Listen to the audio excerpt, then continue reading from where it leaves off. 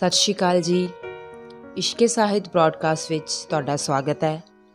ਮੈਂ ਸੁਰਮੀਤ ਕੌਰ ਬਰਾੜ ਤੇ ਅੱਜ ਤੁਸੀਂ ਸੁਣੋਗੇ ਕਰਮਜੀਤ ਸਿੰਘ ਕੁੱਸਾ ਜੀ ਦਾ ਲਿਖਿਆ ਹੋਇਆ ਨਾਵਲ ਰੋਹੀ ਬਿਆਬਾਨ। ਕਾਂਡ 20। ਇੱਕ ਦਿਨ ਅਚਾਨਕ ਪੁਲਿਸ ਨੇ ਛਾਪਾ ਮਾਰਿਆ ਪਰ ਗੋਰਾ ਬਚ ਨਿਕਲਿਆ। ਉਹਦੇ ਘਰੋਂ ਕੱਖ ਨਾ ਥਿਆਇਆ। ਖੇਤੀ ਨਾਲ ਗੋਰੇ ਨੇ ਸ਼ਰਾਬ ਦਾ ਪੁਰਾਣਾ ਕਿਸਬ ਛੱਡਿਆ ਨਹੀਂ, ਸਗੋਂ ਹੁਣ ਖੇਤੀ ਪੱਤੀ ਦਾ ਹਾਲ ਵੇਖ ਕੇ ਹੋਰ ਵਧਾ ਲਿਆ ਸੀ।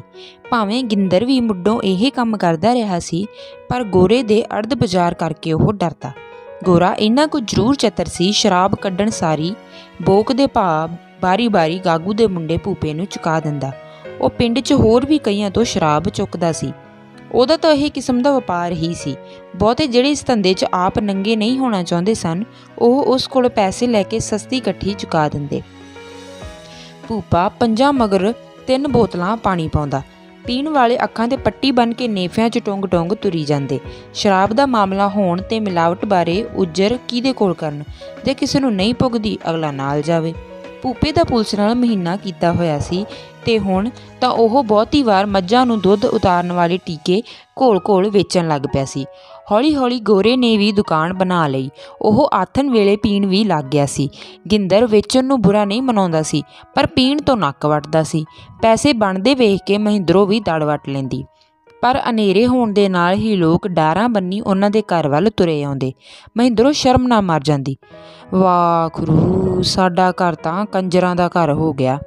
ਇੱਕ ਦਿਨ ਗੋਰੇ ਕੋਲ 4 ਬੋਤਲਾਂ, ਜਿਨ੍ਹਾਂ 'ਚੋਂ 2/3 ਪਾਣੀ ਪਾਇਆ ਹੋਇਆ ਸੀ। ਉਸ ਦਿਨ ਸਾਰੇ ਪਿੰਡ ਵਿੱਚ ਸ਼ਰਾਬ ਮੁੱਕ ਗਈ। ਪਿਆਕੜ ਜਾਂ ਲੋੜਵੰਦ ਇੱਕ ਕਰਕੇ ਗੋਰੇ ਕੋਲ ਆਉਂਦੇ ਗਏ। ਗਿੰਦਰ ਕਿਤੇ ਬਾਹਰ ਸੀ। ਵਿਹੜੇ 'ਚ ਲੋਕਾਂ ਧਮੱਟੀ ਪੱਟੀ ਹੋਈ ਸੀ। ਬੋਤਲਾਂ 4, ਬੰਦੇ 15। ਗੋਰਾ ਕਿਹਨੂੰ ਦਵੇ, ਕਿਹਨੂੰ ਛੱਡੇ? ਜਿਹੜਾ ਆਵੇ ਆਖੇ ਮੈਨੂੰ ਪਹਿਲਾਂ ਤੋਰ, ਰੁਪਏ ਭਾਵੇਂ 15 ਜਾਂ 20 ਲੈ। ਮਹਿੰਦਰੋਂ ਸਿਰ ਮੂੰਹ ਲਪੇਟੀ ਚੁੱਲ੍ਹੇ ਮੂਹਰੇ ਬੈਠੀ ਢਿੱਡ 'ਚ ਮੁੱਕੀਆਂ ਦੇਈ ਜਾਂਦੀ ਸੀ। ਤੂੰ ਐਂ ਕਰ ਯਾਰ, ਕਲਕੱਤਿਓਂ ਆਇਆ ਮੋਦੇ ਕਾ ਨਿਰਮਲ ਬੋਲਿਆ, ਤੂੰ ਰੁਪਈਏ ਹੀ 25 ਮੰਗ, ਜਿਹਦੇ 'ਚ ਹਿੰਮਤ ਹੋਊ ਆਪੇ ਲੈ ਜੂ। ਗੋਰਾ ਉਹਦੀ ਗੱਲ ਸੁਣ ਕੇ ਸੋਚਣ ਲੱਗ ਪਿਆ। ਬੱਚਿਆਂ ਦਾ ਕੋਈ ਰਾਹ ਯਾਰ। ਵਿੱਚੋਂ ਸੂਬੇਦਾਰਾਂ ਦੇ ਮੱਖਣ ਨੇ ਆਪਣੀ ਚਿੱਪੀ ਵਰਗੇ ਮੂੰਹ ਨੂੰ ਵਿੰਗਾ ਜਿਹਾ ਕਰਕੇ ਆਖਿਆ, ਜਿਹੜਾ ਭਾਅ ਹੈ ਉਹ ਲਵੇ। ਬੋਤਲਾਂ ਤਾਂ 4 ਹੈ, ਪਿੰਡ ਸਾਰਾ ਇਕੱਠਾ ਹੋਇਆ ਫਿਰਦਾ। ਨਿਰਮਲ ਨੇ ਫੇਰ ਆਖਿਆ। ਉਸਦੀ ਗੱਲ ਸਹੀ ਮੰਨਦਿਆਂ ਬਾਕੀ 2-4 ਹੋਰ ਬੋਲ ਪਏ। ਉਹ ਤਮਾਸ਼ਾ ਹੀ ਵੇਖਣਾ ਚਾਹੁੰਦੇ ਸਨ। ਠੀਕ ਹੈ, ਤੂੰ ਰੁਪਈਏ 25 ਮੰਗ, ਠੋਕ ਕੇ। ਜਿਹੜਾ ਸ਼ੌਕੀਨ ਹੈ ਉਹਦਾ ਪਤਾ ਲੱਗੇ। ਉਸ ਦਿਨ ਗੋਰੇ ਨੇ 8 ਜਣਿਆਂ ਨੂੰ 4 ਬੋਤਲਾਂ 25 ਦੇ ਹਿਸਾਬ ਚੁਕਾ ਦਿੱਤੀਆਂ। ਇਸ ਗੱਲ ਦਾ ਸਾਰੇ ਪਿੰਡ ਵਿੱਚ ਚਰਚਾ ਹੋਇਆ ਤੇ ਕਈ ਦਿਨ ਲੋਕ ਜਾਬਾਂ ਦਾ ਭੇੜ ਕਰੀ ਗਏ। ਉਸੇ ਦਿਨ ਹੀ ਮਹਿੰਦਰੋਂ ਨੇ ਗੋਰੇ ਨੂੰ ਬੇਥਾਂ ਗਾਲਾਂ ਦਿੱਤੀਆਂ। ਤੂੰ ਮਰ ਜੇ, ਰਹਿ ਜੇ ਸੁੱਤਾ ਗੋਰਿਆ, ਹੋ ਜੇ ਤੇਰਾ ਸਿਆਪਾ ਏ ਜੇ ਦਾ।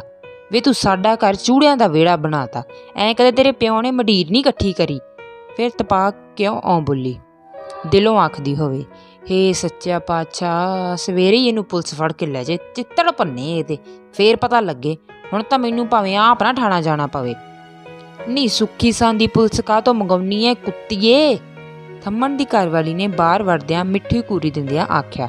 ਹੋਰ ਹੀ ਬਚਨ ਬਲਾਸ ਕਰਦੀ ਐ। ਨੀ ਕਾਹਦਾ ਬੇਬੇ ਜੀ, ਇਸ ਮੁੰਡੇ ਨੇ ਤਾਂ ਸਾਡਾ ਪਿੜ ਨਹਾਉਣਾ ਲਿਆ। ਗੋਰਾ ਬਾਹਰ ਚਲਾ ਗਿਆ ਸੀ। ਨਹੀਂ, ਉਸਦਾ ਆਪਣੀ ਮਾਂ ਨਾਲ ਦੰਗਾ ਜ਼ਰੂਰ ਲੱਗਦਾ। ਬਾਹਰ ਕਿਸੇ ਨਾਲ ਕੱਟਣ ਜੋਗਾ ਇਹ ਨਹੀਂ।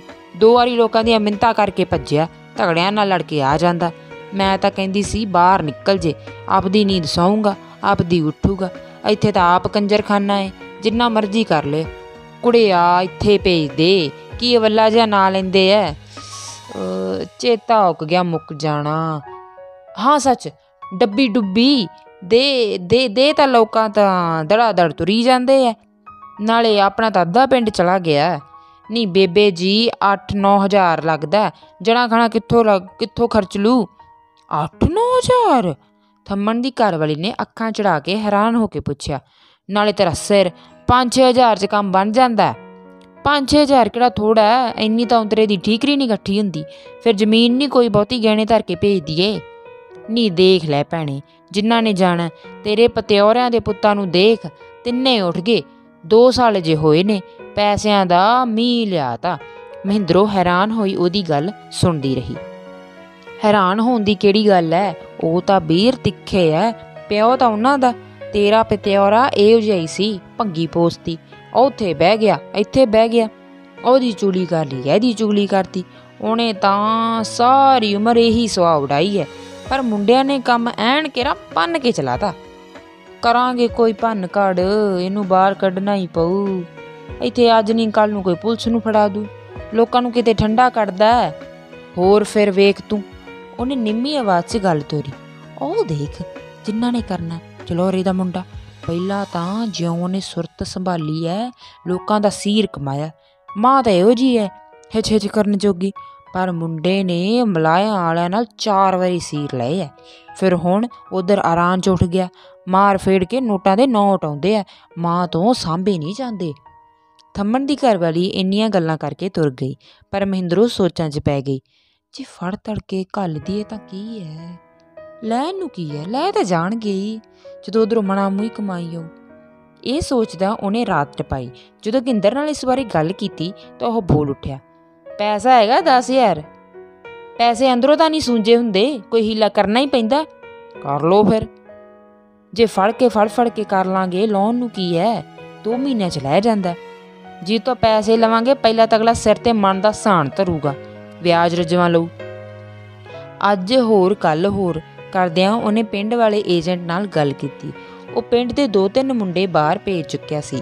ਲੋਕ ਹੌਸਲਾ ਕਰਕੇ ਉਹਨੂੰ ਰਕਮ ਦੇ ਰਹੇ ਸਨ। ਗਿੰਦਰ ਨੇ ਵੀ ਗੋਰੇ ਦਾ ਪਾਸਪੋਰਟ ਬਣਾਉਣਾ ਦੇ ਦਿੱਤਾ। 5,000 ਉਹਨਾਂ ਮਲਾਇਆ ਵਾਲਿਆਂ ਤੋਂ 3 ਰੁਪਏ ਵਿਆਜ ਤੋਂ ਲੈਣ ਲਈ ਮਲਵਿੰਦਰ ਪੰਚਾਇਤ ਮੈਂਬਰ ਨੂੰ ਸਾਨੂੰ ਲੈ ਲਿਆ। 2,000 ਲਈ ਮਹਿੰਦਰੋਂ ਆਪਣੇ ਭਰਾ ਕੋਲ ਗਈ। 1,000 ਕੁ ਹੋਰ ਇੱਧਰ ਉੱਧਰ ਇਕੱਠਾ ਕਰਿਆ। ਮਹਿੰਦਰੋਂ ਆਪਣੇ ਪਤਿਆਰੇ ਦੇ ਪੁੱਤਾਂ ਵੱਲ ਵੇਖ ਕੇ ਇੱਕ ਹੌਸਲਾ ਫੜੀ ਜਾਂਦੀ ਸੀ। ਗਿੰਦਰ ਦਾ ਚਾਚਾ ਵੀ ਬਾਹਰ ਇਹ ਗਾਉਂਦਾ ਫਿਰਦਾ ਸੀ ਕਿ ਉਹਦੇ ਮੁੰਡੇ ਚੜੇ ਮਹੀਨੇ 1,000 ਰੁਪਈਏ ਭੇਜਦੇ ਆ, ਤੇ ਇਹ ਗੱਲ ਹੁਣ ਸੱਚ ਹੁੰਦੀ ਵੀ ਜਾਪਦੀ ਸੀ। ਜਗਤਾਰ ਦੇ ਮੁੰਡਿਆਂ ਨੇ ਨਵਾਂ ਪੱਕਾ ਮਕਾਨ ਪਾਉਣਾ ਸ਼ੁਰੂ ਕਰ ਦਿੱਤਾ ਸੀ, ਪਰ ਮਕਾਨ ਅੱਧ ਵਿਚਾਲੇ ਆ ਕੇ ਖੜੋ ਗਿਆ ਸੀ। ਸਾਲ ਤੋਂ ਉੱਤੇ ਹੋ ਚੱਲੇ ਸੀ। ਜੋੜੀਆਂ ਬਿਨਾਂ ਤੇ ਪਲਸਤਰ ਤੋਂ ਸੱਖਣਾ ਮਕਾਨ ਘੂਰ ਕੇ ਵੇਖਦਾ। ਵਿੱਚੋਂ ਸਿਆਣੇ ਲੋਕ ਮਲਾਗਰ ਦੇ ਮੁੰਡੇ ਵਰਗੇ ਆਖਦੇ ਸਨ, ਮਕਾਨ ਵਿਚਾਲੇ ਕਾਹਤੋਂ ਖੜਾ? ਇਹ ਕਹਿੰਦੇ ਇਹਨਾਂ ਕੋਲ ਪੈਸੇ ਹੈ ਨਹੀਂ। ਪਰ ਅੱਧਿਓਂ ਵੱਧ ਲੋਕ ਇਹਨਾਂ ਗੱਲਾਂ 'ਤੇ ਵਿਸ਼ਵਾਸ ਨਹੀਂ ਕਰਦੇ ਸਨ, ਕਿਉਂਕਿ ਜਗਤਾਰੇ ਦਾ ਛੋਟਾ ਮੁੰਡਾ ਜਿਹੜਾ ਲਾਗਲੇ ਪਿੰਡ 9ਵੀਂ 10ਵੀਂ ਵਿੱਚ ਗੇੜੇ ਖਾਈ ਜਾਂਦਾ ਸੀ, ਸਾਰੀ ਦਿਹਾੜੀ ਲੋਚੀ ਕੁੱਤੀ ਵਾਂਗ ਢਿਲਕਵੇਂ ਕਮੀਜ਼ ਤੇ ਬੈਲ ਬਾਟਮ ਪਾ ਕੇ ਅੱਗ ਲੱਗੀ ਵਾਲਿਆਂ ਵਾਂਗ ਸਾਈਕਲ 'ਤੇ ਭੱਜਿਆ ਫਿਰਦਾ ਸੀ।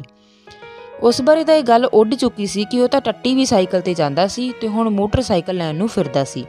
ਇਹੋ ਜਿਹੀ ਹੀ ਇੱਕ ਬਾਹਰੋਂ ਮੁੜੇ ਦੁਬਈ ਵਾਲੇ ਬਾਰੇ ਮਲਾਗਰ ਦੀ ਘਰਵਾਲੀ ਨੇ ਗੱਲ ਸੁਣਾਈ।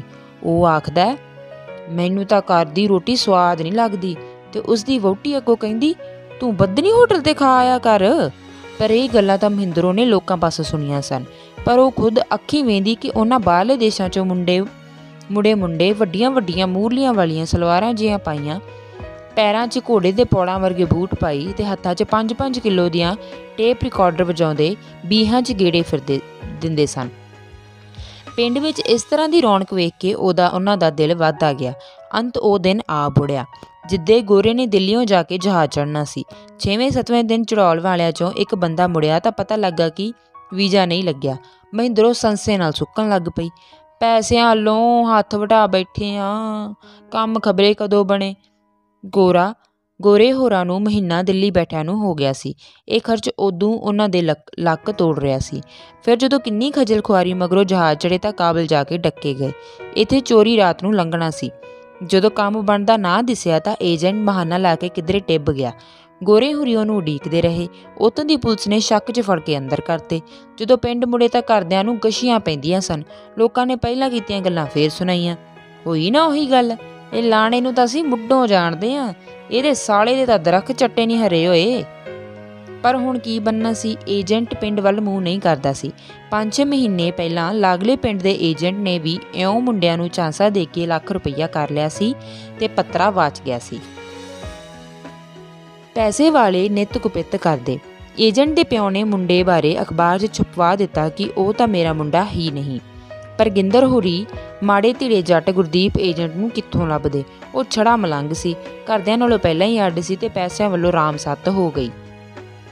ਹੁਣ ਗਿੰਦਰ ਤੇ ਗੋਰਾ ਚਾਹੁੰਦੇ ਸਨ ਪੈਸਿਆਂ ਨੇ ਖਾਧੀ ਕੜੀ ਇੱਕ ਵਾਰੀ ਮਿਲ ਪਵੇ, ਬਸ ਬੋਕ ਹੀ ਬਣਾ ਲੈਣਾ ਹੈ। ਇੱਧਰ ਗੋਰਾ ਫਿਰ ਉਹਨਾਂ ਲੱਛਣਾਂ 'ਤੇ ਹੋ ਗਿਆ ਸੀ। ਸ਼ਰਾਬ ਕੱਢਦਾ, ਵੇਚਦਾ, ਨਾਲੇ ਪੀਂਦਾ। ਮਲਾਇਆ ਵਾਲਿਆਂ ਨੇ ਪੈਸਿਆਂ ਬਾਰੇ ਵਿਰਵਾ ਪਾ ਦਿੱਤਾ ਸੀ। ਇਹ ਤਾਂ ਹੁਣ ਦਿਸੀ ਜਾਂਦਾ ਸੀ, ਪੈਸੇ ਮੋੜਨਗੇ ਕਾਹਦੇ ਨਾਲ? ਜੇ ਮੁੰਡਾ ਬਾਹਰ ਉੱਠ ਜਾਂਦਾ ਫਿਰ ਤਾਂ ਕੋਈ ਡਰ ਹੀ ਨਹੀਂ ਸੀ। ਪਰ ਹੁਣ ਤਾਂ ਮਹਿੰਦਰੋ ਦਾ ਭਰਾ ਵੀ ਪੈਸਿਆਂ ਖਾਤਰ ਗੇੜਾ ਮਾਰ ਗਿਆ ਸੀ। ਇਹਦੇ ਵਿੱਚ ਗੁੱਸਾ ਕਰਨ ਦੀ ਕਿਹੜੀ ਗੱਲ ਸੀ ਜਦੋਂ ਅਗਲੇ ਦੇ ਦੇਣੇ ਸਨ। ਨਾਲੇ 8-9 ਮਹੀਨੇ ਬੀਤ ਗਏ ਸਨ। ਗਿੰਦਰ ਨੇ ਮੱਝਾਂ ਵੇਚ ਕੇ ਕੋਈ ਰਾਹ ਕੱਢਣਾ ਚਾਹਿਆ। ਇੱਕ ਸੂਈ ਹੋਈ ਸੀ ਤੇ ਦੂਜੀ ਨੇ ਅਜੇ ਸੂਣਾ ਸੀ। ਮੱਝਾਂ ਵੇਚ ਕੇ ਉਹਨੇ ਜੱਟਾਂ ਨੂੰ ਮਗਰੋਂ ਲਾਉਣਾ ਚਾਹਿਆ, ਪਰ ਜਦੋਂ ਡੂੰਘੇ ਉਤਰ ਕੇ ਸੋਚਿਆ ਤਾਂ ਇਸ ਜੁਗਤ ਨਾਲ ਵੀ ਛੁਟਕਾਰਾ ਦੂਰ ਦਿਸਦਾ ਸੀ। ਮੈਂ ਵੱਧ ਤੋਂ ਵੱਧ 2000 ਦੀ ਵਿਕਣੀ ਸੀ ਤੇ ਮੈਂ ਵੇਚ ਕੇ ਉਹਨਾਂ ਨੂਣ ਤੇਲ ਤੋਂ ਹੱਥਲ ਹੋ ਜਾਣਾ ਸੀ। ਦੂਜੀ ਨੇ ਜਦੋਂ ਸੂਣਾ ਸੀ, ਪਹਿਲੀ ਨੇ ਭੱਜ ਤਰਾ ਕੇ ਕਰਨ ਲੱਗ ਪੈਣਾ ਸੀ। ਸ਼ਰਾਬ ਦੇ ਪੈਸੇ ਵੀ ਖੱਡੀ ਵੜੀ ਜਾਂਦੇ ਸਨ। ਗੁਆਂਢੀ ਟੁੱਟਿਆ ਜਿਹਾ ਤੇ ਸ਼ਕਲ ਸੂਰਤੋਂ ਚਿਪਰਾ ਜਿਹਾ ਬਾਣੀਆਂ ਗੁੜ ਦੇ ਪੈਸਿਆਂ ਨੂੰ ਨੇਤਾ ਖੜਦਾ ਸੀ। ਮਲਾਇਆ ਵਾਲਿਆਂ ਨੇ ਮਲਵਿੰਦਰ ਪੰਚਾਇਤ ਮੈਂਬਰ ਨੂੰ ਇਹ ਕਹਿ ਕੇ ਭੇਜਿਆ, ਉਹਨਾਂ ਤੋਂ ਪੈਸੇ ਨਹੀਂ ਮੁੜਦੇ ਤਾਂ ਮੁੰਡੇ ਸਾਡੇ ਨਾਲ ਸਾਲ ਖੰਡ ਕੰਮ ਕਰਾ ਦੇਵੇ। ਉਹਨਾਂ ਦਾ ਐਡਾ ਵੱਡਾ ਵਿੱਢ ਕਿ ਆਏ ਸਾਲ 2-2.5 ਹਜ਼ਾਰ ਦੀ ਦਿਹਾੜੀ ਸੌਣੀ ਸੀਰੀ ਨੂੰ ਆ ਜਾਂਦੀ ਸੀ। ਬਖਤੌਰੇ ਦਾ ਮੁੰਡਾ ਇਹਨਾਂ ਨਾਲ ਹੀ ਸੀਰ ਲੈਂਦਾ ਸੀ, ਪਰ ਇਹ ਗੱਲ ਸ਼ਰੀਕ ਜੱਟ ਨੂੰ ਆਖਣੀ ਕਿਤੇ ਸੁਖਾਲੀ ਸੀ। ਪਹਿਲਾਂ ਤਾਂ ਮਲਵਿੰਦਰ ਵੀ ਝਿੜਕਿਆ, ਪਰ ਜਾਮਣ ਹੋਣ ਕਰਕੇ ਉਹਨੂੰ ਇਹ ਗੱਲ ਕਹਿਣੀ ਹੀ ਪੈਣੀ ਸੀ। ਉਹਨੇ ਰਮਜ਼ ਨਾਲ ਗਿੰਦਰ ਨੂੰ ਗੱਲ ਸਮਝਾਈ। ਉਹ ਸੁਣ ਕੇ ਸਤੰਭ ਹੋ ਗਿਆ। ਮਾੜੀ ਕਿਸਮਤ ਨੂੰ ਕੋਸਣ ਲੱਗ ਪਿਆ। ਰੱਬ ਨੇ ਆਹ ਦਿਨ ਵੀ ਵਿਖਾਉਣਾ ਸੀ, ਪਰ ਕੋਈ ਚਾਰਾ ਹੀ ਨਹੀਂ ਸੀ ਜਿਹੜਾ ਕਰ ਲੈਂਦੇ। ਜਦੋਂ ਉਹਨੇ ਮਹਿੰਦਰੋਂ ਨਾਲ ਗੱਲ ਕੀਤੀ, ਉਹ ਬੁੜਕ ਉੱਠੀ। ਹੈਂ, ਅਮਤਾਂ ਦੇ ਪਊਏ ਜੇ, ਅਸੀਂ ਕੀ ਪਿੰਡੋਂ ਨਿਕਲਣ ਲੱਗੇ ਹਾਂ? ਕੋਈ ਨਾ, ਪੈਸੇ ਦੇ ਕੇ ਹੀ ਖਹਿੜਾ ਛੁਡਾਵਾਂਗੇ। ਜੇ ਪਿੰਡ ਵੀ ਛੱਡਿਆ ਤਾਂ ਮਾੜੇ ਕਰਮਾਂ ਨੇ ਪੱਟੀ ਨਾ ਵੱਜਣ ਦਿੱਤੀ, ਨਹੀਂ ਐ ਕੀ ਸੀ। ਪਰ ਜਦੋਂ ਠੰਡੇ ਮਤੇ ਨਾਲ ਸੋਚਿਆ ਤਾਂ ਮਨ ਆਪਣੇ ਆਪ ਠਹਿ ਸਿਰ ਆਉਂਦਾ ਗਿਆ। ਇਹਨਾਂ ਦਾ ਤਾਂ 5000 ਹੈ, ਇਹਨਾਂ ਨੇ ਤਾਂ ਕਹਿਣਾ ਹੀ ਹੈ। ਉਹਨੂੰ ਤਾਂ ਹੁਣ ਆਪਣੇ ਭਰਾ 'ਤੇ ਵੀ ਲੋੜਿਆਂ ਦਾ ਹਰਖ ਆਉਂਦਾ ਸੀ। ਕੋਈ ਹੋਰ ਭੰਨ ਘੜ ਕਰ ਲੈ, ਹੋਰ ਭੰਨ ਘੜ ਤੂੰ ਹੀ ਦੱਸ ਕਿਹੜਾ ਕਰ ਲਾਂ। ਫਿਰ ਤਪ ਕੇ ਬੋਲਿਆ, ਜਿਵੇਂ ਉਹਦੇ 'ਤੇ ਗੁੱਸਾ ਝਾੜਦਾ ਹੋਵੇ, ਤੂੰ ਹੀ ਕੰਜਰ ਦੀਏ ਮੇਰੀ ਜਾਨ ਨੂੰ ਰੱਸੇ ਪੈੜੇ ਵੱਟੇ ਐ। ਉਦੋਂ ਕਹਿੰਦੀ ਸੀ ਮੁੰਡਾ ਬਾਹਰ ਭੇਜਣਾ, ਭੇਜ ਲਾ ਬਾਹਰ। ਹੁਣ ਤਾਂ ਤੇਥੋਂ ਫਿਰ ਨੋਟ ਸਾਂਭੇ ਨਹੀਂ ਜਾਂਦੇ ਹੋਣੇ। ਅੱਗੇ ਆਏ ਤਾਂ ਹੈ ਨਹੀਂ ਸੀ, ਕੋਈ ਬਾਹਰ ਜਾ ਕੇ ਹੋਕਰਾ ਮਾਰਦਾ ਸੀ ਤਾਂ ਕੀ ਹੈ। ਮਹਿੰਦਰੋਂ ਨੇ ਗੱਲ ਨੂੰ ਠੰਡੀ ਪਾਉਣਾ ਚਾਹਿਆ। ਲੋਕ ਕਿਤੇ ਕਰਦੇ ਨਹੀਂ ਕੁਛ, ਤੂੰ ਤਾਂ ਐਵੇਂ ਔਖਾ ਹੋ ਜਾਣਾ। ਕਬੀਲਦਾਰਾਂ 'ਚ ਇਹੋ ਜਿਹਾ ਹੀ ਹੁੰਦਾ। ਪਰ ਗਿੰਦਰ ਕਾੜਨੀ ਵਾਂਗ ਰਿੱਝਦਾ ਰਿਹਾ। ਫਿਰ ਹਰਖੀਵੀਂ ਆਵਾਜ਼ 'ਚ ਬੋਲਿਆ, ਹੁਣ ਕੁਛ ਦੱਸ ਵੀ, ਬਹਿ ਗਈ ਐ ਘੂਮ ਮੂੰਹ ਘਸੋਨਰਗਾ ਕਰਕੇ। ਮੈਂ ਕੀ ਦੱਸਾਂ, ਦੇਖ ਲੈ ਜਿਵੇਂ ਲੋਟ ਲੱਗਦਾ, ਕਰ ਲੋ, ਉਹਨੂੰ ਪੁੱਛ ਲੈ। ਮੈਂ ਕੀ ਦੱਸਾਂ? ਗਿੰਦਰ ਨੇ ਉਹਦੀ ਸਾਂਗ ਲਾਈ। ਉਹ ਪੁੱਤ ਤੇ ਤੇਰਾ ਹੀ ਨਾ, ਬਈ ਬਹੁਤਾ ਕੂਲਾ ਛੇਤੀ ਮੰਨ ਜੂਗਾ। ਤੇ ਮਹਿੰਦਰੋਂ ਸੱਚੀ ਮੁੱਚੀ ਘਸੁੰਨ ਵਰਗਾ ਮੂੰਹ ਕਰੀ ਪਤੀਲਾ ਮਾਂਜਦੀ ਰਹੀ। ਖੇਤ ਗਿੰਦਰ ਨੇ ਵਲਾਹ ਨਾਲ ਗੱਲ ਤੋਰੀ। ਉਹ ਦੋਵੇਂ ਜਣੇ ਝੋਲੀਆਂ ਬੰਨੀ ਵਾਹਵਾ ਪਠੀਰ ਹੋਈ ਕਣਕ ਵਿੱਚੋਂ ਜੌਂਦਰ ਖਿੱਚਦੇ, ਕੋਈ ਗੱਲ ਕਰ ਲੈਂਦੇ। ਗਿੰਦਰ ਉਹਨੂੰ ਬਰਾਬਰ ਦਾ ਪੁੱਤ ਸਮਝਣ ਲੱਗ ਪਿਆ ਸੀ, ਤਾਂ ਹੀ ਬਚਾ ਕੇ ਗੱਲ ਕਰਦਾ ਸੀ।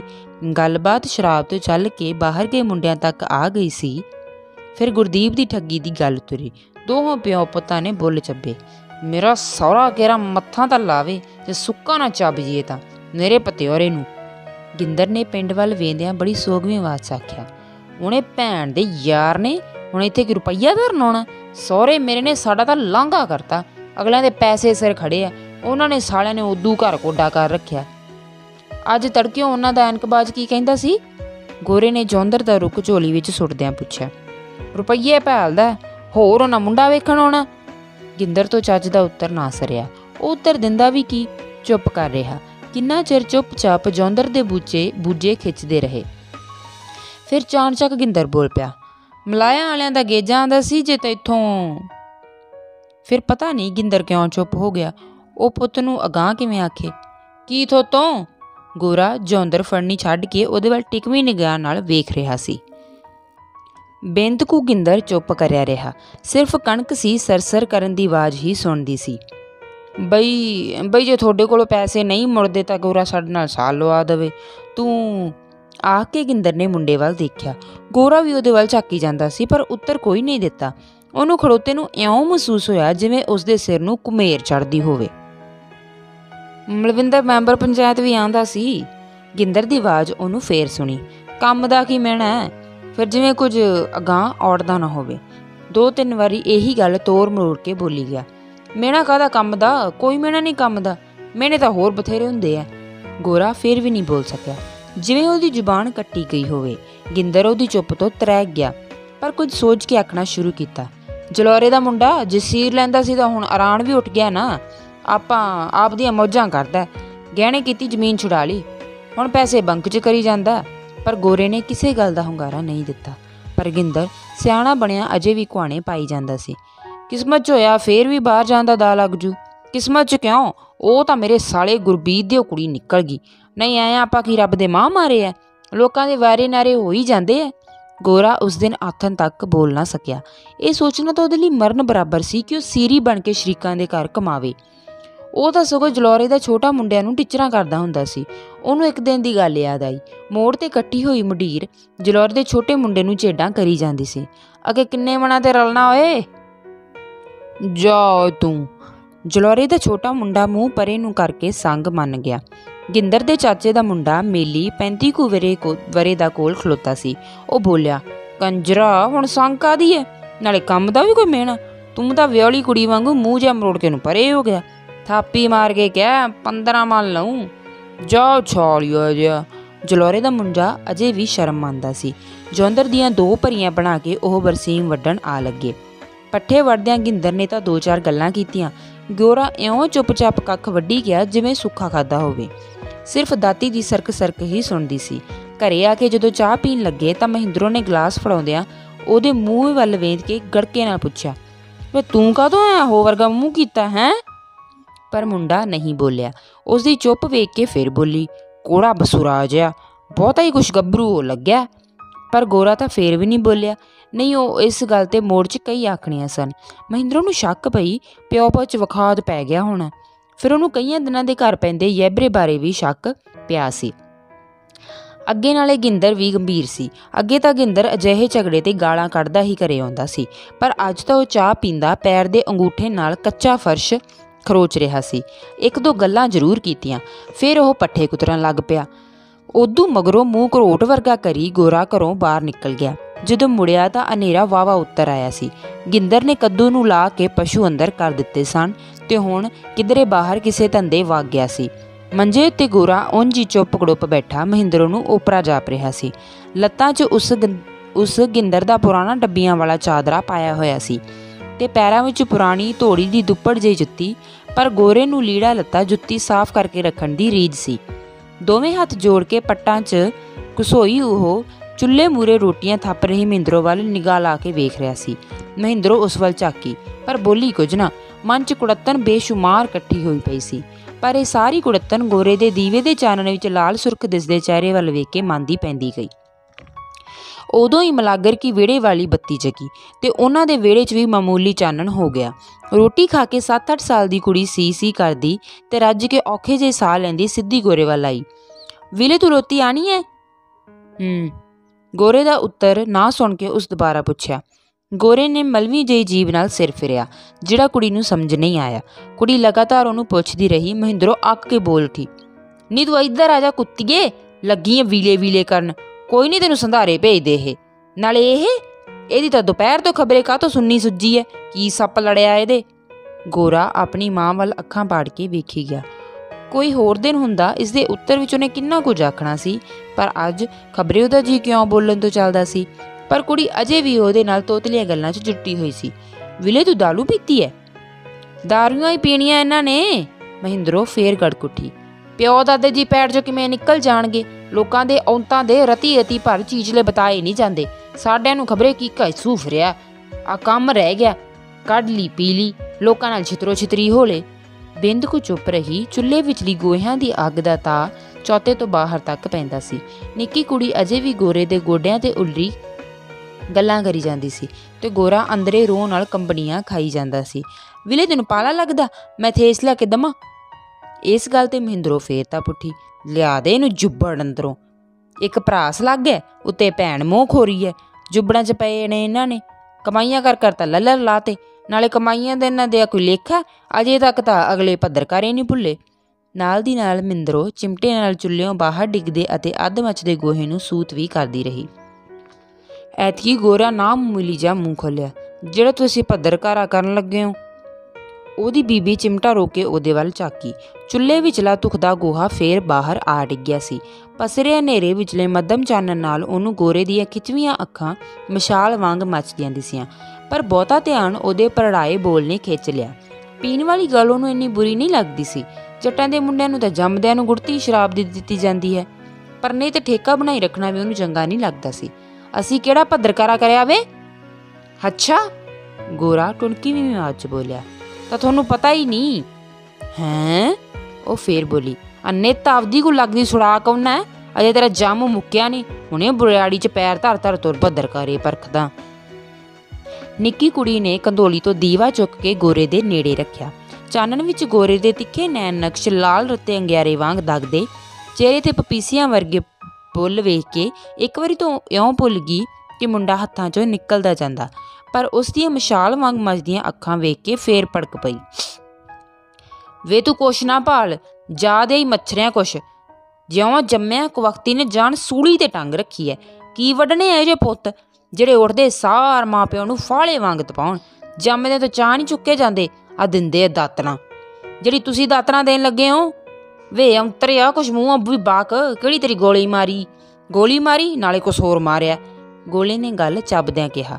ਮਾਰੀ ਗੋਲੀ? ਸ਼ਰੀਕੀ ਨਾਲ ਸੀਰੀ ਲਾਉਣ ਨੂੰ ਫਿਰਦੇ ਹੋ, ਇਹ ਗੋਲੀ ਨਾਲੋਂ ਘੱਟ ਹੈ? ਬੁਲਕਦੀ ਵੇ ਕਿਵੇਂ ਹੈ, ਬਾਹਰ ਨਿਕਲ ਜੋਗੇ ਫਿਰ। ਮਹਿੰਦਰੋ ਪਹਿਲਾਂ ਤਾਂ ਚੁੱਪ ਕਰ ਗਈ, ਪਰ ਠੰਡੀ ਸੀਰੀ ਹੋ ਕੇ ਬੋਲੀ, ਜਿਵੇਂ ਉਹਨੂੰ ਮੱਤ ਦੇਣ ਲੱਗੀ ਹੋਵੇ। ਇਹ ਕੋਈ ਮਾੜਾ ਕੰਮ ਹੈ? ਉਹ ਦੇਖ ਤਾਂ ਜਲੌਰੇ ਦੇ ਮੁੰਡੇ, ਫੇਰ ਥੰਮਣ ਦੇ ਮੁੰਡੇ ਦਿਹਾੜੀਆਂ ਕਰੀ ਜਾਂਦੀ ਹੈ। ਤੂੰ ਕੋਈ ਅਰਸ਼ੋ ਉਤਰਿਆ? ਪੈਸੇ ਦੇਣੇ ਅਗਲਿਆਂ ਦੇ, ਕੀ ਅਰਜਾ ਉੱਤਰ ਜਾਣ ਤਾਂ। ਮੈਂ ਤਾਂ ਢੂਈ ਨਹੀਂ ਮਾਰਦਾ ਇਹੋ ਜਿਹੇ ਕੰਮ ਦੀ, ਕਰੀ ਜਾਂਦੇ ਦਿਹਾੜੀਆਂ ਥੰਮਣ ਦੇ ਮੁੰਡੇ। ਭੈਣ ਦੇ ਯਾਰ ਹੈ ਹੀ ਇਹ ਜੇ। ਉਹ ਫੇਰ ਇੱਕ ਗਾਲ ਕੱਢੀ ਤੇ ਪੈਰ ਧੋਈ ਗਰਮ ਹੋ ਕੇ ਦੇਖੋ ਕਿਹੜਾ ਸਾਲਾ ਮੈਨੂੰ ਸੀਰੀ ਲਾਉਂਦਾ। ਫਿਰ ਉਹ ਕਿੰਨਾ ਚਿਰ ਬਰਾਂਦ ਕਰਦਾ ਰਿਹਾ ਤੇ ਉਸਦੀ ਮਾਂ ਨੇ ਦਲ ਵੱਟ ਛੱਡੀ। ਇਸੇ ਦਿਨ ਇਵੇਂ ਤਰ੍ਹਾਂ ਕਈ ਦਿਨ ਲੰਘ ਗਏ, ਪਰ ਘਰ ਵਿੱਚ ਉਸੇ ਤਰ੍ਹਾਂ ਨਿੱਤ ਕਲੇਸ਼ ਹੁੰਦਾ ਰਿਹਾ। ਮਲਾਇਆਂ ਵਾਲਿਆਂ ਦਾ ਗੇਜਾ ਨਿੱਤ ਆਉਂਦਾ। ਫਿਰ ਉਸ ਕਰੜਿਆਂ ਹੋ ਕੇ ਵੀ ਕਹਿ ਦਿੱਤਾ, ਜੇ ਨਹੀਂ ਮੁੰਡਾ ਮੰਨਦਾ ਤਾਂ ਪੈਸੇ ਮੋੜ ਜਾ 15 ਦਿਨ ਦੇ ਅੰਦਰ ਅੰਦਰ। ਗਿੰਦਰ ਨੂੰ ਹਰਕ ਤਾਂ ਬਥੇਰਾ ਆਇਆ, ਪਰ ਸੋਚ ਕੇ ਸਾਰਾ ਗਿਲਾ ਡਕਾਰ ਲਿਆ। ਮਲਾਇਆਂ ਵਾਲਿਆਂ ਨੂੰ ਪੈਸੇ ਡੁੱਬਦੇ ਦਿਸਦੇ ਸਨ। ਜ਼ਮੀਨ ਗਿੰਦਰ ਕੋਲ ਕੋਈ ਬਹੁਤੀ ਨਹੀਂ ਸੀ। ਜੇ ਪੌਣਾ ਕਿੱਲਾ ਹੀ ਉਹ ਲੈ ਲੈਣ ਤਾਂ ਪਟੜੀ ਫੇਰ ਉਹਨਾਂ ਦੇ ਧੱਕੇ ਦਾ ਢੋਲ ਪਿੱਟਿਆ ਨਹੀਂ ਜਾਣਾ ਸੀ। ਸਮਝਾਉਣ ਵਾਲੀ ਗੱਲ ਕੋਈ ਉਹਨਾਂ ਨੇ ਕਸਰ ਨਹੀਂ ਛੱਡੀ। ਗੋਰਾ ਕਿਵੇਂ ਵੀ ਲੱਤ ਨਹੀਂ ਲਾਉਂਦਾ ਸੀ। ਦਿਨੇ ਤਾਂ ਗੋਰਾ ਚੁੱਪ-ਚਾਪ ਖੇਤ ਕੰਮ ਕਰਵਾਉਂਦਾ, ਗਿੰਦਰ ਦੀ ਚੁੱਪ ਤੋਂ ਡੈਲਦਾ ਸੀ। ਕੁੱਟ ਇਸ ਕਰਕੇ ਨਹੀਂ ਸਕਦਾ ਸੀ ਕਿ ਮੁੰਡੇ ਨੇ ਦਾੜੀ ਨੂੰ ਹੱਥ ਪਾ ਲਿਆ। ਨਾਲੇ ਇਸੇ ਤਰ੍ਹਾਂ ਦੀਆਂ ਵਾਰਦਾਤਾਂ ਪਿੰਡ ਵਿੱਚ ਨਿੱਤ ਹੀ ਵਾਪਰਦੀਆਂ ਸਨ। ਪਰ ਜਦੋਂ ਉਹ ਹੱਥ ਨੇ ਸ਼ਰਾਬ ਪੀ ਕੇ ਆ ਜਾਂਦਾ ਤਾਂ ਮਨ ਵਿੱਚ ਕਚੀਚੀਆਂ ਉੱਠਦੀਆਂ ਕਿ ਗੋਰੇ ਨੂੰ ਚੱਪਾ ਸਿਰ ਦੇ ਵਧੇ ਵਾਲਾਂ ਤੋਂ ਫੜ ਲਵੇ। ਪਰ ਇਹ ਸੋਚ ਕੇ ਦੜ ਵੱਟ ਲੈਂਦਾ, ਹੱਥ ਤਾਂ ਉਸ ਚੁੱਕਣਾ ਹੀ ਹੈ। ਪਰ 5000 ਕਿਵੇਂ ਉਤਰੂ, ਇਹ ਕਿਧਰੇ ਉੱਠ ਜੂ, ਫਿਰ ਕੀ ਕਰਾਂਗੇ। ਅੱਜ ਫੇਰ ਰਾਤ ਨੂੰ ਗੋਰਾ ਸ਼ਰਾਬ ਪੀ ਕੇ ਆ ਵੜਿਆ ਸੀ। ਰੋਟੀ ਖਾ ਕੇ ਗਿੰਦਰ ਵਰਾਂਡੇ ਵਿੱਚ ਪੁਰਾਣੇ ਡੱਬਿਆਂ ਵਾਲੇ ਭੂਰੇ ਦੀ ਬੁੱਕਲ ਮਾਰੀ ਬੈਠਾ ਸੀ। ਕੱਦੂ ਪਸ਼ੂਆਂ ਨੂੰ ਥਾਂ ਥਾਈਂ ਬਣ ਰਿਹਾ ਸੀ। ਮਹਿੰਦਰੋਂ ਮੱਕੀ ਦੀਆਂ ਰੋਟੀਆਂ ਪਕਾ ਰਹੀ ਸੀ। ਗੋਰਾ ਚੁੱਪ ਚਪੀਤਾ ਆ ਕੇ ਕੱਚੀ ਕੰਧ ਨਾਲ ਡਏ ਮੰਜੇ ਤੇ ਪੈ ਗਿਆ। ਕੱਦੂ ਰੋਟੀ ਖਾਣ ਆ ਲੱਗਿਆ ਸੀ। ਘਰ ਵਿੱਚ ਰੁੱਖਾ ਜਿਹਾ ਹੁਮਸ ਸੀ। ਕਦੇ ਕਦੇ ਚੁੱਲ੍ਹੇ ਵਿਚਲੀ ਅੱਗ ਤਿੜਕਦੀ ਜਾਂ ਮਹਿੰਦਰੋਂ ਦੇ ਹੱਥਾਂ ਵਿੱਚ ਗੋਹੇ ਹੋਏ ਆਟੇ ਦੀ ਗੱਲ ਹੋ ਰਹੀ ਆਵਾਜ਼ ਸੁਣਦੀ। ਮਹਿੰਦਰੋਂ ਔਖਿਆਈ ਭਰੇ ਬੋਲ ਨਾਲ ਉੱਚੀ ਬੋਲੀ, ਵੇ ਤੂੰ ਲੰਗਰ ਝੁਲਸਲਾ, ਹੁਣ ਇੱਥੇ ਪੈ ਗਿਆ ਪ੍ਰਾਹੁਣਾ ਬਣ ਕੇ। ਗੋਰੇ ਨੇ ਹੌਲੀ ਜਿਹੀ ਮੈਂ ਨਹੀਂ ਖਾਣੀ ਆਖਿਆ, ਜਿਹੜਾ ਮਹਿੰਦਰੋਂ ਨੂੰ ਨਹੀਂ ਸੁਣਿਆ। ਬੇਬੇ ਨੇ ਉਹਨੂੰ 3-4 ਵਾਰੀ ਰੋਟੀ ਖਾਣ ਲਈ ਸੱਦਿਆ, ਪਰ ਗੋਰਾ ਉਸੇ ਤਰ੍ਹਾਂ ਮੱਟਰ ਬਣਿਆ ਪਿਆ ਰਿਹਾ। ਹਰ ਰੋਜ਼ ਮੂਤ ਪੀ ਕੇ ਆ ਵੜਦਾ, ਘਰ ਆਏ ਅੱਗੋਂ ਕੋਈ ਗੋਤ ਨਹੀਂ ਪੁੱਛਦਾ। ਜੇ ਤੇਰੀਆਂ ਯਾਬਾਂ ਭੰਨੀਆਂ ਜਾਣ ਤੈਨੂੰ ਸੁਰਤ ਆ ਜੇ। ਵੱਡੇ ਲਟਲਾਈਏ ਨੂੰ ਸੰਗ ਦਾ ਘਾਟਾ ਹੈ ਨਾ, ਜ਼ਮੀਨ ਦਾ ਓਰਾ ਨਹੀਂ ਆਉਂਦਾ, ਸਰਦਾਰ ਬਣ ਤੁਰਦਾ। ਬੇਸ਼ਰਮਾ, ਅੱਖ 'ਚ ਪੂਰਾ ਸ਼ਰਮ ਹੋਵੇ, ਚੱਪਣੀ 'ਚ ਨੱਕ ਡੋਬ ਕੇ ਮਰ ਜਾਓ। ਇਹਨਾਂ ਨੂੰ ਸ਼ਰਮ ਕਾਹਦੀ, ਮੈਂ ਮਰੂ, ਮੈਂ ਕੰਜਰ ਫਾਹੇ ਚੜੂ। ਗਿੰਦਰ ਨੇ ਉਸ ਤਰ੍ਹਾਂ ਬੁੱਕਲ ਮਾਰੀ ਬੈਠ ਕੇ ਤਪੇ ਨੇ ਆਖਿਆ, ਇੱਕ ਵਾਰੀ ਸਿਆਣੇ ਧੀ ਪੁੱਤ ਨੂੰ ਸਮਝਾਈਏ ਸਮਝ ਜਾਂਦਾ, ਇਹ ਸਮਝਦਾ ਹੀ ਨਹੀਂ। ਵਾਹਵਾ ਸਮਾਂ ਇਸ ਤਰ੍ਹਾਂ ਬੈਠਾ ਬੋਲਦਾ ਰਿਹਾ। ਫਿਰ ਉੱਚੀ ਹਰਖ ਭਰੀ ਆਵਾਜ਼ 'ਚ ਬੋਲਿਆ, ਹੁਣ ਟੁੱਕ ਵੀ ਨਹੀਂ ਖਾ ਹੁੰਦਾ ਉੱਠ ਕੇ। ਮੈਂ ਨਹੀਂ ਖਾਣੀ, ਨਹੀਂ ਖਾਣੀ, ਨਾ ਖਾ, ਘਰੋਂ ਨਿਕਲ ਮੇਰਿਓ। ਤੁਸੀਂ ਦੋਵੇਂ ਕੰਜਰ ਦਿਓ ਪੁੱਤੋ, ਸਾਡੀ ਗੱਲ ਹੀ ਨਹੀਂ ਕੋਈ ਮੰਨਣੀ, ਪਰ ਮੰਨੀਆਂ ਕਿਉਂ ਦਈਏ ਲਾ। ਤੂੰ ਹੀ ਤਾਂ ਕਹਿਣਾ ਨਾ ਸੀਰੀ ਰਲੇ, ਮੈਥੋਂ ਤਾਂ ਨਹੀਂ ਰਲਦਾ ਹੁੰਦਾ। ਕਿਉਂ ਰਲਕਾ ਤਾਂ ਨਹੀਂ ਹੁੰਦਾ? ਗਿੰਦਰ ਨੇ ਇਉਂ ਧੌਣ ਉਗਾਸ ਕੇ ਪੁੱਛਿਆ ਜਿਵੇਂ ਮੰਜੇ ਤੋਂ ਉੱਠਣ ਲੱਗਾ ਹੋਵੇ। ਅਗਲੇ ਤੋਂ ਲਿਆ ਨਹੀਂ 5000, ਉਹ ਤਾਂ ਦਿੱਲੀ ਬੈਠਾ ਰਿਹਾ ਸੀ ਜਮਾਈ ਬਣ ਕੇ। ਮੈਂ ਲਿਆ? ਤੂੰ ਤਾਂ ਨਹੀਂ ਲਿਆ, ਹੁਣ ਤਾਂ ਦਿਆ, ਤੇਰਾ ਹੀ ਚੁਲਸਵਾਵਾ ਕਰਨਾ ਸੀ। ਮਹਿੰਦਰੋਂ ਨੇ ਵਿੱਚੋਂ ਇੱਕ ਛੱਡੀ। ਉੱਠ ਕੇ ਇੱਧਰ ਆ ਕੇ ਟੁੱਕ ਦੀ ਬੁਰਕੀ ਝੁਲਸਲਾ, ਕੋਈ ਨਹੀਂ ਤਾਂ ਇੱਥੋਂ ਰਾਜ ਦੀ ਗੱਦੀ ਛੁੱਟਦੀ ਪਈ। ਗੋਰਾ ਤਾਂ ਨਾਲ ਮੰਜੇ ਤੋਂ ਉੱਠ ਖਲੋਤਾ ਤੇ ਉੱਠਦਿਆਂ ਹੀ ਉਹਨੇ ਫਾੜ ਕਰਦੀ ਮਾਂ ਦੀ ਗਾਲ ਕੱਢ ਮਾਰੀ। ਮੈਂ ਤਾਂ ਨਹੀਂ ਮਾਂ ਨਹੀਂ, ਉਹਨਾਂ ਦੇ ਵੱਡੇ ਮਲਾਏ ਵਾਲਿਆਂ ਦੀ। ਸਰਦਾਰ ਹੋਣਗੇ, ਆਪਦੇ ਘਰ ਹੋਣਗੇ। ਫਿਰ ਉਹ ਵਿਹੜੇ 'ਚ ਖੜੋ ਕੇ ਉੱਚੀ ਉੱਚੀ ਬੋਲਣ ਲੱਗ ਪਿਆ, ਕਿਹੜਾ ਸਹੁਰਾ ਮੈਨੂੰ ਸਿਰੀ ਰਲਾਊ, ਵੱਢੂ ਉਹਦੀਆਂ ਜੰਗਾਂ ਮੈਂ। ਰਲਾ ਦਿਓ ਬਈ ਮੈਨੂੰ ਸੀਰੀ, ਤੁਸੀਂ ਰਲ ਜਾਓ, ਤੁਹਾਡੇ ਪਾਂ ਪਈ ਹੈ। ਮਹਿੰਦਰੋਂ ਨੇ ਫੇਰ ਚੁੱਲ੍ਹੇ ਮੂਹਰੇ ਬੈਠਿਆਂ ਕਿੱਲ ਕੇ ਆਖਿਆ, ਵੇ ਦੁਸ਼ਮਣਾ, ਹੋਰ ਕੀ ਜੱਜ ਲੱਗੇਗਾ ਤੂੰ? ਸੀਰੀਓ ਹੀ ਰਲਣਾ, ਪੜ੍ਹਿਆ ਤੂੰ ਨਾ, ਲੁਧਿਆਣੇ ਭੇਜਿਆ, ਉੱਥੋਂ ਨਾ ਤੂੰ ਦੀਦਾ ਲਾਇਆ, ਟਰੱਕਾਂ ਵਾਲੇ ਤਗੜਿਆਂ ਨਾਲ ਤੇਰੀ ਨਾ ਦਾਲ ਗਲੀ, ਹੋਰ ਦੱਸ ਤੂੰ ਕੀ ਕਰੇਂਗਾ? ਪਿਓ ਨੂੰ ਮੁਰੱਬਾ ਆਉਂਦਾ ਜਿੱਥੇ ਕਮਾਈ ਕਰ ਲੇਂਗਾ? ਮੇਰਿਆ ਸਾਲਿਆ, ਬਣਾ ਦੂੰ ਤੇਰੀ ਮਾਂ ਦੀ ਚੋ ਲੈਂਦਾ। ਗਿੰਦਰ ਭੱਜ ਕੇ ਮੰਜੇ ਤੋਂ ਉੱਠ ਖਲੋਤਾ ਤੇ ਠਾ ਕਰਦੀ ਚਪੇੜ ਵਿਹੜੇ ਦੇ ਵਿਚਾਲੇ ਖੜੇ ਦੇ ਤੀਂਗੜ ਦੇ ਗੋਰੇ ਦੇ ਮਾਰੀ। ਮੁੰਡੇ ਦੇ ਨੇੜੇ ਪਿਆ ਫੋੜਾ ਚੁੱਕ ਲਿਆ। ਮਹਿੰਦਰੋਂ ਥਾਂ ਰੋਟੀਆਂ ਛੱਡ ਕੇ ਉਹਨਾਂ ਵੱਲ ਨੱਠ ਉੱਠੀ। ਗੋਰੇ ਦੇ ਸਿਰ ਨਾਲ ਉੱਚੇ ਉਗਰੇ ਫੋੜੇ ਨੂੰ ਫੜ ਕੇ ਹਜੋਕੇ ਮਾਰ ਕੇ ਖੋਹ ਲਿਆ। ਘਰ ਵਿੱਚ ਚੀਕ ਚਿਹਾੜਾ ਪੈ ਗਿਆ। ਮਹਿੰਦਰੋਂ ਨੇ 2-3 ਚਪੇੜਾਂ ਗੋਰੇ ਦੇ ਮੂੰਹ ਤੇ ਮਾਰੀਆਂ। ਉਸ ਸਾਵੀਂ ਇੱਕ ਮੁੱਕੀ ਮਹਿੰਦਰੋਂ ਦੇ ਸਿਰ ਵਿੱਚ ਜੜ ਦਿੱਤੀ। ਮਹਿੰਦਰੋਂ ਨੇ ਪਿੱਛੇ ਹਟਦਿਆਂ ਪੱਟਾਂ ਤੇ ਦੁਹੱਥੜ ਮਾਰਦਿਆਂ ਕਿੱਲ ਕੇ ਆਖਿਆ, ਦੁਸ਼ਮਣਾ ਤੂੰ ਮੁੱਕ ਜੇ, ਤੇਰਾ ਹੋ ਜੇ ਸਿਆਪਾ ਗੋਰਿਆ, ਕਿੱਥੇ ਕਮੀਜ਼ ਜੰਮ ਪਿਆ ਸਾਡੇ। ਪਰ ਗੋਰਾ ਪਰੇ ਉਸੇ ਤਰ੍ਹਾਂ ਲਾਲੋ ਲਾਲ ਹੁੰਦਾ, ਟਾਕਾਂ ਤੇ ਹੱਥ ਰੱਖੀ ਉਹਨਾਂ ਵੱਲ ਵੱਢ ਖਾਣਿਆਂ ਵਾਂਗ ਚੱਕਦਾ ਕੁਝ ਨਾ ਕੁਝ ਬੋਲੀ ਜਾਂਦਾ ਸੀ। ਮਲਾਗਰ ਕਾ ਬਾਰ ਖੜਕਿਆ, ਪਰ ਉਹਨਾਂ ਦਾ ਅੰਦਰ ਕੋਈ ਨਹੀਂ ਆਇਆ। ਥੰਮਣ ਦੇ ਘਰ ਵਾਲੀ ਗੁਰਦੇਵ ਕੌਰ ਨੇ ਬਾਰ ਵੜਦਿਆਂ ਹੀ ਆਵਾਜ਼ ਹੱਥ ਉਲਾਰ ਕੇ ਮੂੰਹ ਤੇ ਸੋਗੀ ਪੈ ਲਾਉਂਦੇ ਆਖਿਆ, ਵੇ ਤੁਸੀਂ ਕੀ ਝੱਜੂ ਪਾ ਲਿਆ? ਚੀਕ ਚਿਹਾੜਾ ਪਿਆ ਹੋਇਆ ਸੀ ਤੇ ਗੋਰਾ ਅੱਡੀਆਂ ਤੇ ਬੁੜਕ ਰਿਹਾ ਸੀ। ਗੁਰਦੇਵ ਕੌਰ ਨੇ ਫੇਰ ਆਖਿਆ, ਖਬਰੇ ਭਾਈ ਆਪਣੀ ਬੀਹ 'ਚ ਤਾਂ ਕੋਈ ਭੂਤ ਆ ਵੜਿਆ। ਨੀ ਕਾਹਦਾ ਭੂਤ ਹੈ ਬੇਬੇ ਜੀ, ਰੋਜ਼ ਸ਼ਰਾਬ ਪੀ ਕੇ ਆ ਵੜਦਾ, ਕੰਮ ਦੀ ਫਲੀ ਨਹੀਂ ਪਾਉਂਦਾ। ਵੇ ਤੈਨੂੰ ਕੀ ਹੋਇਆ? ਗੁਰਦੇਵ ਕੌਰ ਨੇ ਗੋਰੇ ਨੂੰ ਜਾ ਕੇ ਉਹਨੂੰ ਝਿੜਕਦਿਆਂ ਆਖਿਆ, ਨਾ ਮੇਰਾ ਸ਼ੇਰ, ਐ ਨਹੀਂ ਕਰੀਦਾ ਹੁੰਦਾ, ਕਲੇਸ਼ ਨਹੀਂ ਚੰਗਾ ਹੁੰਦਾ ਬਿੱਲੂ, ਮਾਂ ਪਿਓ ਨੂੰ ਤੰਗ ਕਰਕੇ ਤੈਨੂੰ ਕੁਛ ਥਿਆ ਜੂ। ਜੇ ਕੁਛ ਕਹਿੰਦੇ ਐ ਤੇਰੇ ਭਲੇ ਲਈ ਆਂਦੇ ਐ। ਭਲੇ ਭਾਲੀ ਵਾਲੀ ਗੱਲ ਇਹਨੂੰ ਮੈਂ ਭੁੱਲਿਆ, ਇਹ ਤਾਂ ਕਹਿੰਦੀ ਐ ਸੀਰੀ ਰਲੇ ਨਾ। ਹੋਰ ਕੀ ਸਾਲਿਆ, ਤੂੰ ਥਾਣੇਦਾਰ ਲੱਗੇਗਾ? ਗਿੰਦਰ ਨੇ ਫੇਰ ਉਹਦੇ ਵੱਲ ਨੱਠ ਕੇ ਆਇਆ, ਪਰ ਗੁਰਦੇਵ ਕੌਰ ਨੇ ਹੋੜ ਦਿੱਤਾ, ਥਾਣੇਦਾਰ ਲੱਗਾ ਚਾਹੇ ਨਾ ਲੱਗਾ, ਪਰ ਮੈਂ ਸੀਰੀ ਨਹੀਂ ਰਲਣਾ। ਗੋਰੇ ਦਾ ਬੋਲ ਫੇਰ ਭੜਕਵਾਂ ਹੋ ਗਿਆ। ਉਸ ਅੱਖਾਂ 'ਚ ਤਾਂ ਭਰਦਿਆਂ ਆਖਿਆ, ਤੁਹਾਨੂੰ ਇੱਕ ਵਾਰੀ ਕਹਿਤਾ, ਮੈਨੂੰ ਨਾ ਆਖਿਓ, ਮੈਂ ਨਹੀਂ ਕਰਨਾ, ਮੈਂ ਨਹੀਂ ਰਲਣਾ। ਫਿਰ ਉੱਚੀ ਭਾਰੀ ਤੇ ਪਾਟੇ ਬਾਂਸ ਵਰਗੀ ਆਵਾਜ਼ ਵਿੱਚ ਗੜਕਿਆ, ਫੇਰ ਮੈਨੂੰ ਆਖਿਆ ਮੈਂ ਮਰ ਜੂੰ ਚਾਹੇ ਮਾਰ ਦੂੰ, ਮੈਂ ਤਾਂ ਉਹਨਾਂ ਦਾ ਤੁਖਮ ਨਾਸ ਕਰ ਦੂੰ। ਗੁਰਦੇਵ ਕੌਰ ਉਸਦੇ ਨੇੜੇ ਹੋਈ ਤਾਂ ਉਹਨੂੰ ਕੁਝ ਠੰਡਾ ਕਰ ਸਕੇ, ਪਰ ਉਸਦੇ ਨੇੜੇ ਹੋਇਆਂ ਉਹਨੂੰ ਉਸ ਕੋਲ ਪੱਠੇ ਵਰਗਾ ਸੇਕ ਆਇਆ, ਜਿਵੇਂ ਉਸਦੇ ਆਲੇ ਦੁਆਲੇ ਅੱਗ ਲੱਗੀ ਹੋਵੇ। ਇਹ ਅੱਗ ਤਾਂ ਜਿਵੇਂ ਉਹਨੂੰ ਖੜੇ ਖੜੋਤੇ ਨੂੰ ਸਾੜ ਕੇ ਸੁਆਹ ਕਰ ਦੇਵੇਗੀ। ਉਹ ਜਰਾ ਕੁ ਪਿੱਛੇ ਹਟ ਗਈ। ਉਂਝ ਵੀ ਗੋਰੇ ਦੇ ਚਿਹਰੇ ਤੋਂ ਅੱਖਾਂ ਤੋਂ ਪੈ ਆਉਂਦਾ ਸੀ। 5000 ਰੋਜ਼ ਸੁਣਾ ਦਿੰਦੇ ਆ, ਮੈਂ ਤੁਹਾਡੇ ਪੈਰੀ ਪੱਗ ਧਰੀ ਸੀ? ਤੂੰ ਤਾਂ ਫਿਰ ਕੁੱਤੀ ਦਿਆ ਪੁੱਤਾ ਪੈਰੀ ਪੱਗ ਧਰੀ ਨਹੀਂ ਸੀ, ਹੁਣ ਇੱਥੇ ਫਿਰ ਦੇਣੇ ਆਉਣਾ? ਜੇ ਬੰਦੇ ਦਾ ਪੁੱਤ ਤਾਂ ਦਰੋਂ ਬਾਹਰ ਹੋ ਜਾ। ਕਿਉਂ ਦਰੋਂ ਬਾਹਰ ਹੋ ਜਾ? ਕਿਹੜਾ ਕੰਜਰ ਮੈਨੂੰ ਘਰੋਂ ਕੱਢਣ ਵਾਲਾ? ਇਹ ਗੱਲ ਹੋਣ ਦੀ ਦੇਰ ਸੀ। ਗਿੰਦਰ ਆਪਣੇ ਗੁੱਸੇ ਨੂੰ ਰੋਕ ਨਹੀਂ ਸਕਿਆ। ਉਹ ਛਾਲ ਮਾਰ ਕੇ ਮੁੰਡੇ ਤੇ ਸ਼ੇਰ ਵਾਂਗ ਆ ਝਪਟਿਆ ਤੇ ਮੁੱਕੀ ਇੱਕ ਸੁੰਨੇ ਕੁੱਟਣ ਡੈ ਪਿਆ। ਉਹਨੂੰ ਇੰਨੀ ਚੀਂ ਚੜੀ, ਉਹਨੇ ਗੋਰੇ ਦਾ ਸਿਰ ਫੜ ਕੇ ਕਈ ਵਾਰੀ ਕੰਧ ਵਿੱਚ ਮਾਰਿਆ। ਥੰਮਣ ਦੀ ਘਰਵਾਲੀ ਨੇ ਹਾਲ ਦੁਆਈ ਪਾਉਂਦਿਆਂ ਗਿੰਦਰ ਨੂੰ ਖਿੱਚ ਲਿਆ, ਪਰ ਉਸਨੇ ਉਹਨੂੰ ਭੜਕਾ ਕੇ ਪਰੇ ਸੁੱਟ ਦਿੱਤਾ। ਲੰਘਦੇ ਕਰਦੇ 2-4 ਹੋਰ ਆ ਗਏ ਤੇ ਉਹ ਗੋਰੇ ਨੂੰ ਖਿੱਚ ਕੇ ਦਲਾਨ ਵਿੱਚ ਲੈ ਗਏ। ਅਚਾਨਕ ਦੱਬ ਛੱਟ ਨਾਲ ਗੋਰਾ ਮਧੋਲਿਆ ਗਿਆ। ਉਹਦਾ ਖੜੋਤੇ ਦਾ ਹੀ ਭੁੱਬੀ ਰੋਣਾ ਵਹਿ ਤੁਰਿਆ ਤੇ ਉਹ ਆਪਣੇ ਆਪ ਨੂੰ ਛੁਡਾ ਕੇ ਕਾਲੇ ਕਦਮਾਂ ਨਾਲ ਘਰੋਂ ਬਾਹਰ ਹੋ ਗਿਆ। ਬੀਹੀ 'ਚ ਉਹ ਇੱਕ ਤਰ੍ਹਾਂ ਭੱਜਿਆ ਜਾਂਦਾ ਸੀ, ਜਿਵੇਂ ਕਿਸੇ ਤੇ ਹਰਖ ਕੱਢਣ ਚੱਲਿਆ ਹੋਵੇ। ਨੱਠੇ ਜਾਂਦੇ ਉਹਦਾ ਰੋਣ ਨਿਕਲ ਗਿਆ।